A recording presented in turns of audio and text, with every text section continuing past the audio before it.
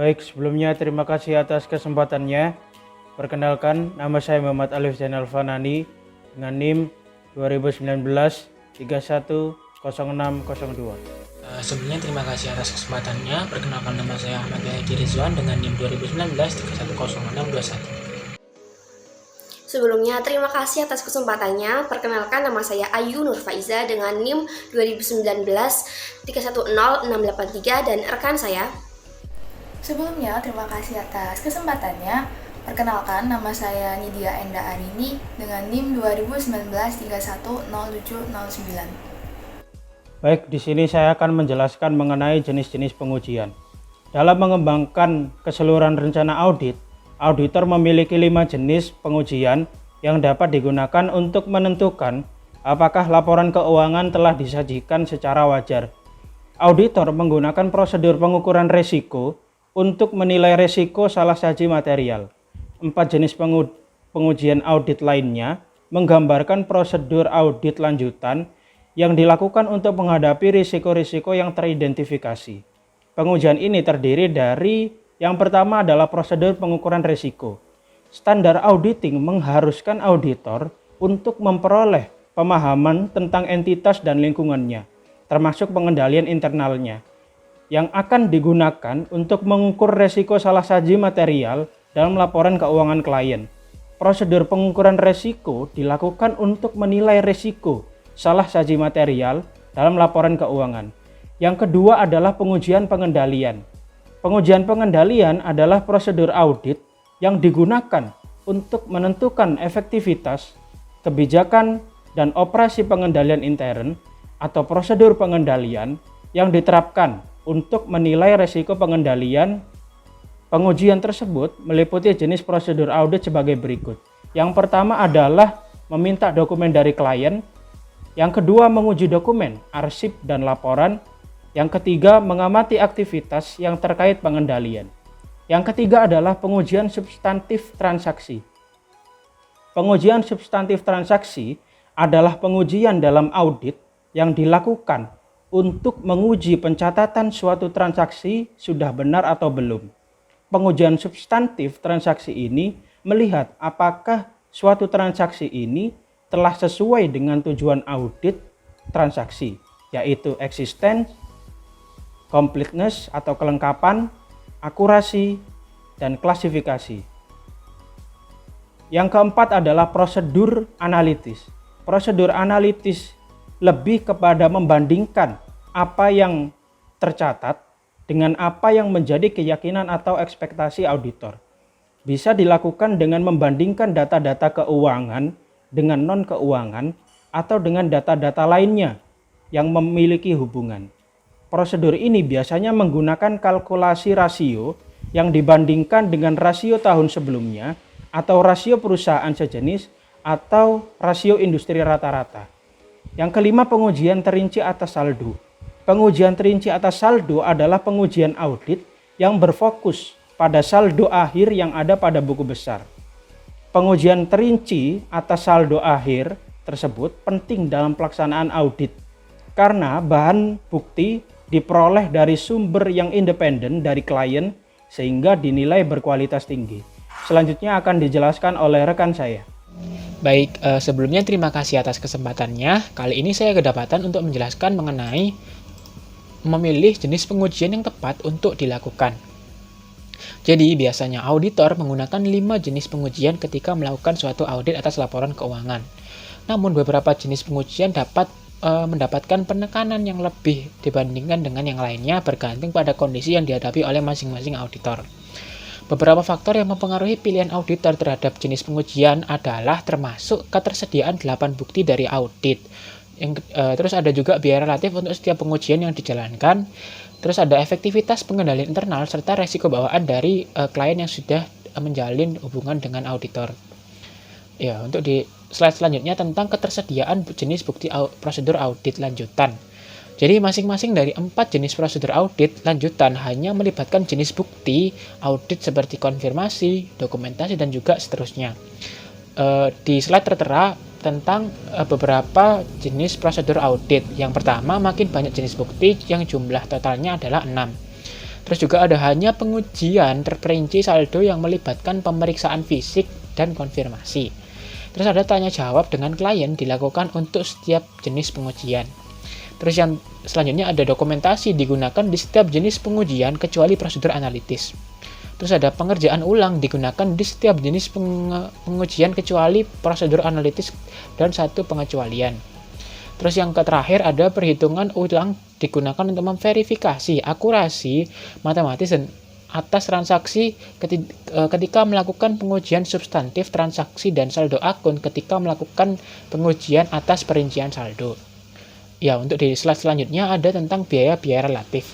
Biaya relatif itu apa sih? Jadi ketika auditor harus memutuskan jenis pengujian yang dipilih untuk mendapatkan bukti yang tepat, biaya bukti audit merupakan pertimbangan penting nih, karena berapa biaya yang dikeluarkan nantinya itu akan mempengaruhi nih bagaimananya nanti anggaran yang dikeluarkan seperti itu. Di slide juga tertera tentang biaya yang diurutkan dari yang terendah hingga yang tertinggi. Untuk yang terendah sendiri ada prosedur analitis. Ini relatif lebih rendah karena emang lebih mudah dibandingkan prosedur-prosedur yang lainnya. Terus untuk prosedur penilaian risiko tidak semahal pengujian audit lainnya karena auditor dapat dengan mudah melakukan tanya jawab dan juga pengamatan serta melakukan perencanaan prosedur analitis. Untuk pengujian pengendalian juga lebih mahal dibandingkan prosedur penilaian risiko karena lebih luas daripada pengujian yang diharuskan untuk mendapatkan bukti bahwa pengendalian telah berjalan dengan efektif. Khususnya ketika pengujian pengendalian internal tersebut melibatkan pengerjaan ulang, pengujian substantif. Transaksi lebih mahal dibandingkan dengan pengujian yang tidak melibatkan pengerjaan ulang karena yang sebelumnya seringkali melibatkan perhitungan ulang dan penelusuran. Untuk yang terakhir tentang perhitungan terperinci saldo. Jadi hampir selalu lebih mahal dibandingkan semua prosedurnya. Karena biaya prosedur seperti pengiriman konfirmasi dan perhitungan persediaan seluruhnya ada dalam pengujian ini. Ya, untuk di slide selanjutnya tentang hubungan pengujian pengendalian dengan pengujian substantif. Jadi suatu pengecualian dalam pengujian pengendalian hanya mengindikasikan kemungkinan salah saji yang mempengaruhi nilai rupiah dari laporan keuangan. Sedangkan suatu pengecualian dalam pengujian substantif transaksi atau pengujian terperinci saldo merupakan suatu salah saji dalam laporan keuangan. Pengecualian dalam pengujian pengendalian dinamakan deviasi uji pengendalian. Karena kebutuhan untuk menyelesaikan beberapa pengujian pengendalian dan perhitungan ulang, banyak auditor yang melakukan sebagai bagian dari pengujian atas pengendalian awal. Auditor-auditor lainnya akan menunggu hingga mereka mengetahui hasil dari pengujian pengendalian dan kemudian menentukan ukuran sampel total yang diperlukan. Ya, untuk di slide selanjutnya tentang hubungan prosedur analitis dan substantif. Jadi seperti halnya pengujian pengendalian, prosedur analitis hanya mengindikasikan kemungkinan salah saji yang berpengaruh pada nilai rupiah laporan keuangan. Jadi ketika prosedur analitis mengidentifikasi fluktuasi yang tidak biasa, auditor harus melakukan pengujian substantif transaksi atau pengujian terperinci saldo untuk menentukan apakah salah saji rupiah ini benar-benar telah terjadi pada laporan keuangan itu sendiri. Ya, untuk di slide selanjutnya ada dilema dari antara pengujian pengendalian dan juga pengujian substantif. Auditor membuat keputusan selama perencanaan apakah akan menetapkan risiko pengendalian di bawah maksimum. Jadi pengujian atas pengendalian harus dilakukan untuk menentukan apakah risiko pengendalian ini ditetapkan akan dibenarkan. Jika risiko pengendalian yang ditetapkan di bawah maksimum, risiko penemuan yang direncanakan dalam model risiko audit ditingkatkan sehingga pengujian substantif dapat diturunkan. Seperti itu. Ya, untuk slide selanjutnya tentang dampak teknologi informasi terhadap pengujian audit. Di slide tertera bahwa standar audit mengetahui bahwa ketika sejumlah besar bukti audit memuncul dalam bentuk elektronik, akan tidak praktis atau tidak mungkin untuk mengurangi risiko deteksi hingga tingkat yang dapat diterima dengan melakukan pengujian substantif. Seperti contoh kemungkinan pemasukan atas perubahan informasi yang tidak tepat dapat menjadi lebih besar jika informasi hanya disimpan dalam bentuk elektronik itu sendiri. Dalam kondisi itu, auditor harus melakukan pengujian pengendalian untuk mendapatkan bukti yang mendukung tingkat resiko pengendalian yang dinilai berada di bawah tingkat maksimum untuk asersi-asersi laporan keuangan yang terpengaruhi. Meskipun beberapa pengujian substantif masih dibutuhkan, auditor dapat secara signifikan mengurangi pengujian substantif jika hasil pengujian pengendalian mendukung efektivitas pengendalian. Dalam audit atas suatu perusahaan publik, pengendalian yang dilakukan komputer, pengendalian otomatis sendiri harus diuji oleh auditor. Jika auditor menganggapnya sebagai pengendalian kunci dalam mengurangi kemungkinan salah saji material dalam laporan keuangan. Karena konsistensi bawaan dalam pemrosesan yang berdasarkan teknologi informasi, auditor mungkin dapat mengurangi pengujian pengendalian otomatis. Sebagai contoh, kita dapat menyimpulkan seperti pengendalian yang berbasis perangkat lunak hampir dipastikan berfungsi secara konsisten kecuali jika programnya diubah. Untuk pengujian pengendalian otomatis atau data, auditor mungkin memerlukan teknik audit yang dibantu oleh komputer atau menggunakan laporan yang dihasilkan oleh teknologi informasi untuk menguji efektivitas pengendalian umum teknologi informasi seperti pengendalian untuk perubahan program dan pengendalian atas aksesnya. Ya, mungkin itu presentasi dari saya, kurang lebihnya mohon maaf, selanjutnya akan dilanjutkan oleh rekan saya. Terima kasih. Sebelumnya, terima kasih atas kesempatannya. Di sini saya Ayu akan melanjutkan penjelasan dari rekan saya. Di sini saya akan menjelaskan mengenai evidence mix, di mana pada layar itu terdapat tabel yang menjelaskan mengenai kombinasi dari 4 jenis pengujian yang dilakukan oleh auditor untuk mendapatkan bukti yang cukup dan tepat dalam menanggapi resiko yang diidentifikasi, yaitu melalui prosedur penilaian resiko. Di situ terdapat analisis audit 1-4, kemudian juga terdapat keterangan EMSNN, di mana E expensive, M medium, S small, and N itu no testing. Nah, pada analisis audit yang pertama, ini merupakan perusahaan yang besar dalam pengendalian internal yang tinggi atau canggih, di mana juga mempunyai resiko bawaan yang rendah, sehingga pada tabel itu dijelaskan atau terdapat kode E pada test of control and substantive analytical procedure.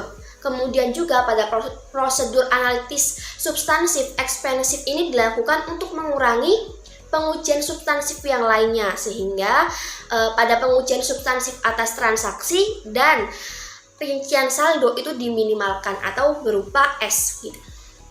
Sebenarnya analisis audit 1-4 ini merupakan turunan, sehingga dapat dikategorikan dari 1 itu audit yang perusahaan yang tinggi sampai ke bawah yang rendah kayak gitu. Selanjutnya, di sini saya akan menjelaskan mengenai ringkasan terhadap key evidence. Di sini juga terdapat tabel yang menjelaskan apakah terdapat hubungan secara langsung atau tidak ada hubungan antara tujuan audit atas transaksi dengan tujuan audit terkait rincian saldo. Pada baris yang pertama itu menjelaskan bahwasanya terdapat hubungan secara langsung antara terjadinya transaksi terkait tujuan audit dengan keberadaan tujuan audit terkait saldo, sehingga ini akan meningkatkan saldo akun. Kemudian yang kedua, terdapat hubungan juga secara langsung antara terjadinya transaksi terkait tujuan audit dengan kelengkapan tujuan audit terkait saldo, sehingga ini akan menurunkan saldo akun. Kemudian yang kedua, ini juga sama, di mana terdapat hubungan secara langsung antara terjadinya transaksi terkait tujuan audit dengan keberadaan tujuan audit terkait saldo, sehingga ini akan meningkatkan saldo akun. Nah, untuk selanjutnya di sini terdapat hubungan secara langsung antara ketepatan tujuan audit atas transaksi dengan tujuan audit terkait rincian saldo. Kemudian yang selanjutnya juga terdapat hubungan secara langsung antara posting dan ringkasan tujuan audit atas transaksi dengan detail tie-in terhadap tujuan audit terkait rincian saldo. Kemudian yang selanjutnya terdapat hubungan juga antara klasifikasi tujuan audit atas transaksi dengan klasifikasi tujuan audit terkait rincian saldo.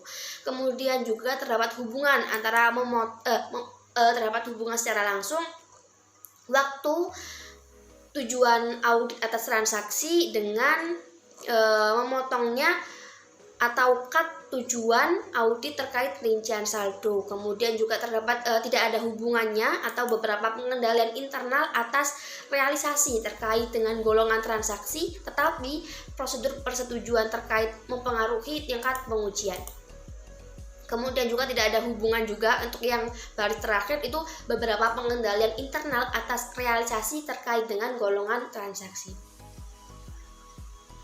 Nah, di sini saya akan menjelaskan mengenai hubungan antara 5 kunci bukti terhadap audit, di mana di sini terdapat tabel yang menjelaskan beberapa kunci, yaitu tahapan proses audit, tujuan audit, jenis pengujian, keputusan bukti, dan jenis buktinya. Nah, untuk yang baris pertama ini menjelaskan tahapan yang pertama, yaitu merancang dan merencanakan pendekatan audit, di mana tidak mempunyai tujuan audit tetapi mempunyai jenis pengujian, yaitu prosedur penilaian resiko, di mana terdapat 3 poin yang dapat kalian lihat pada tabel. Yang pertama, prosedur untuk memahami bisnis dan industri klien. Yang kedua, prosedur untuk memahami pengendalian internal dan merencanakan prosedur analitis. Yang selanjutnya mempunyai keputusan bukti, yaitu prosedur audit dan timing. Untuk selanjutnya yaitu mempunyai jenis bukti, yaitu inspeksi pertanyaan dari klien, prosedur analitis. Nah, untuk baris yang kedua yaitu pada tahapan kedua, yaitu melakukan pengujian dan pengendalian dan pengujian substansif atas transaksi, kemudian mempunyai tujuan audit, yaitu terkait transaksi. Nah, selanjutnya itu mempunyai jenis pengujian, yaitu terdapat 2 poin, yaitu prosedur untuk memperoleh pemahaman dan pengujian, dan pengujian substansif atas transaksi. Nah, mempunyai keputusan bukti, yaitu prosedur audit, kemudian ukuran sampel, item untuk dipilih, dan timing. Selanjutnya mempunyai jenis bukti, yaitu inspeksi observasi, pertanyaan dari klien, perhitungan ulang kinerja. Kemudian pada tahapan ketiga ini atau baris ketiga, di mana tahapan 3 itu yaitu melakukan prosedur analisis substansif dan pengujian rincian saldo, di mana mempunyai tujuan audit yaitu terkait saldo, mempunyai jenis pengujian yaitu terdapat 2 atas transaksi dan rincian saldo, kemudian juga mempunyai keputusan bukti yaitu prosedur audit waktu, prosedur audit dan waktu. Kemudian pada rincian saldo itu prosedur audit, ukuran sampel, item untuk dipilih, dan waktu. Kemudian mempunyai jenis bukti yaitu pemeriksaan fisik, konfirmasi, inspeksi, permintaan klien, kinerja ulang, prosedur analitis, perhitungan ulang.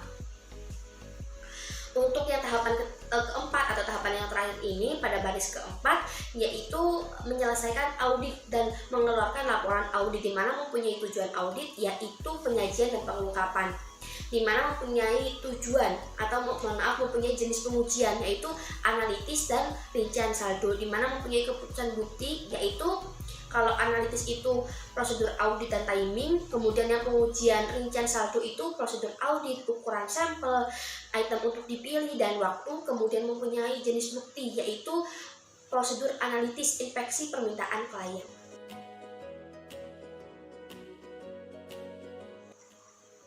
Selanjutnya di sini saya akan menjelaskan mengenai ringkasan terhadap proses audit. Lah, untuk yang sebelumnya kan saya tadi sudah menjelaskan bahwasanya terdapat 4 tahapan proses audit. Nah, yang pertama ini mengenai merancang dan merencanakan pendekatan audit. Nah, di mana pada tahapan ini juga akan dijelaskan secara detail lagi bahwasanya terdapat 8 aktivitas dalam tahapan yang pertama. Untuk yang pertama, terima klien dan melakukan perencanaan awal. Yang kemudian memahami bisnis dan industri klien. Yang ketiga, menilai resiko bisnis klien. Yang keempat, melakukan prosedur analitis pendahuluan. Yang kelima, menetapkan materialitas dan nilai resiko audit yang dapat diterima dan resiko yang melekat. Yang selanjutnya, memahami pengendalian internal dan menilai resiko pengendalian. Yang ketujuh, mengumpulkan informasi untuk menilai risiko kecurangan. Dan yang terakhir, mengembangkan strategi audit dan program audit secara keseluruhan. Nah, untuk selanjutnya pada tahapan kedua, di mana jika auditor ini melakukan perencanaan untuk mengurangi tingkat risiko pengendalian yang dinilai, maka auditor melakukan beberapa tahapan.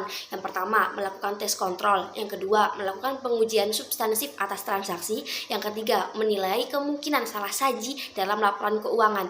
Tetapi jika auditor ini tidak melakukan perencanaan untuk mengurangi tingkat risiko pengendalian yang dinilai, maka auditor hanya perlu melakukan pengujian substansif atas transaksi, kemudian menilai kemungkinan salah saji terhadap laporan keuangan.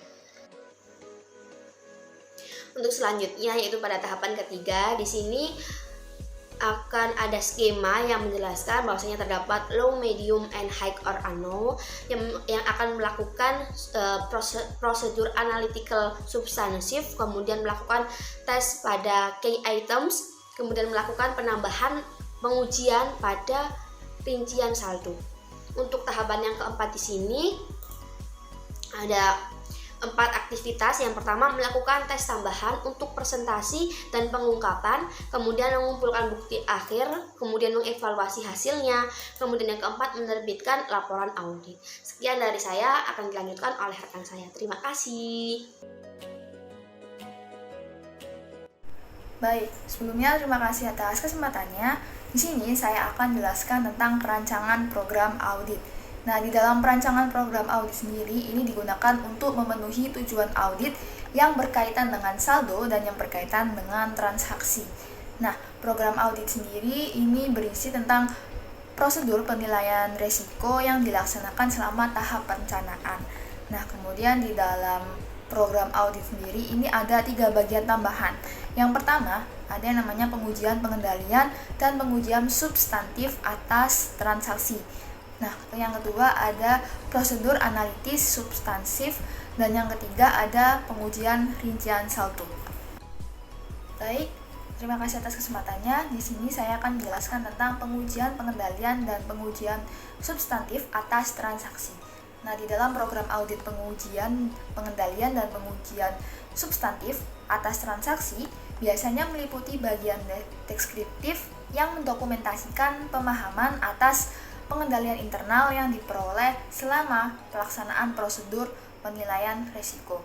Nah, auditor menggunakan informasi ini untuk mengembangkan program audit pengujian pengendalian dan pengujian substantif atas transaksi. Nah, di dalam prosedur audit nanti itu meliputi pengujian pengendalian dan pengujian substantif atas transaksi. Baik, nah di sini ada juga yang namanya prosedur audit. Nah, auditor di sini mengikuti pendekatan 4 langkah untuk mengurangi resiko pengendalian yang diperkirakan. Nah, langkah-langkah tersebut yaitu yang pertama ada memberlakukan tujuan audit yang berkaitan dengan transaksi pada kelas transaksi yang diuji. Nah, kemudian yang kedua ada mengidentifikasi pengendalian kunci yang dapat mengurangi resiko pengendalian untuk setiap tujuan audit yang berkaitan dengan transaksi. Nah, kemudian yang ketiga ada mengembangkan pengujian pengendalian yang tepat bagi semua pengendalian internal yang digunakan untuk mengurangi penilaian pendahuluan atas resiko pengendalian bawah maksimum. Nah, dan yang terakhir ada yang namanya merancang pengujian substantif atas transaksi yang tepat dan mempertimbangkan defisiensi dalam pengendalian internal. Baik, selanjutnya di sini saya akan jelaskan tentang prosedur analitis. Nah, di dalam prosedur analitis ini itu biasanya dilaksanakan selama pengujian substantif seperti audit piutang usaha. Nah, biasanya prosedur analitis ini lebih terfokus dan lebih ekstensif ketimbang yang dilakukan sebagai bagian dari perencanaan. Nah, kemudian juga ada 6 langkah dalam prosedur analitis. Nah, yang pertama yaitu mengidentifikasi risiko bisnis klien yang mempengaruhi piutang usaha. Nah, kemudian yang kedua ada menetapkan salah saji yang dapat ditoleransi dan menilai risiko inheren piutang usaha. Nah, kemudian yang ketiga ada menilai risiko pengendalian untuk siklus pengujian dan penagihan. Nah, kemudian yang keempat ada merancang dan melaksanakan pengujian pengendalian serta pengujian substantif atas transaksi untuk siklus penjualan dan penagihan.